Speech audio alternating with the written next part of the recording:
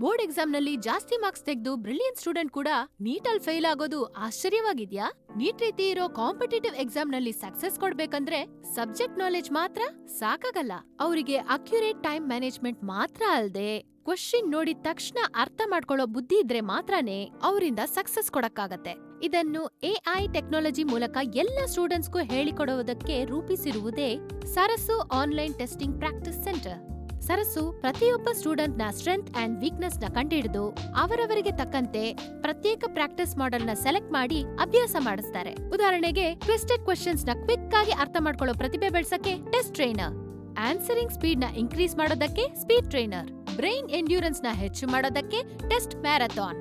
ಈ ರೀತಿ students ಸರಸ್ಸುನಲ್ಲಿ practice ಮಾಡೋದ್ರಿಂದ ಅವರ ಸಬ್ಜೆಕ್ಟ್ ನಾಲೆಜ್ ಎಲ್ಲವೂ ಹಾಗೆ ನೀಟ್ ಸ್ಕೋರ್ ಆಗಿ ಬದಲಾಯಿಸಬಹುದು. Sarasu online testing practice centre free trial ತಗೋಲಿ, ನಿಮ್ಮ ನೀಟ್ ಮತ್ತೆ ಕೇಪಬಿಲಿಟಿನ ಕಂಡುಕೋಲಿ.